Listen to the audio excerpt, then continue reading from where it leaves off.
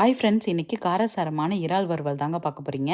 அதுக்கு நான் இறாலை வாஷ் பண்ணி தனியாக எடுத்து வச்சுக்கிட்டேன். 2 பெரிய வெங்காயம், ஒரு தக்காளி, கொஞ்சமாக கருவேப்பிலை, கொத்தமல்லி எல்லாத்தையும் அரிஞ்சு வச்சுக்கிட்டேன். இப்போ ஒரு பேனில் கொஞ்சமாக எண்ணெய் விட்டு நம்ம வெங்காயத்தை சேர்த்துடலாம். நல்லா வதங்கி வந்த பிறகு நம்ம கருவேப்பிலை சேர்த்துடலாம். அப்போ தான் ஃப்ரெஷ்ஷாகவே சூப்பராக இருக்கும். அதுக்கப்புறம் இஞ்சி பூண்டு பேஸ்ட்டு 1 டீஸ்பூன் சேர்த்துக்கோங்க. அதுக்கப்புறம் பச்சை வேகம் போன பிறகு தக்காளி, மஞ்சப்பொடி, கரம் மசாலா, மிளகாய் பொடி, கலருக்கு காஷ்மீரி மிளகாய் தூள் சேர்த்துக்கோங்க.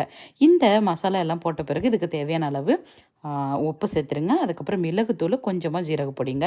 அதுக்கப்புறம் இந்த மசாலாவோட பச்சை வேக போகிறதுக்கு கொஞ்சமாக தண்ணி விட்டு ஒரு 3 நிமிஷம் வந்துட்டு எண்ணெய் பிரிஞ்சு வர வரைக்கும் வெயிட் பண்ணுங்க. அதுக்கப்புறம் அந்த மசாலாவோட பச்சை வேகம் போயிடுங்க. அதுக்கப்புறம் நம்ம இறாலை அதில் சேர்த்துக்கலாங்க. இப்போது இறாலை நம்ம சேர்த்துக்க போகிறோம். சேர்த்துட்டு கொஞ்சமாக தண்ணி விட்டு, ரொம்பவும் விட்டுறாதீங்க.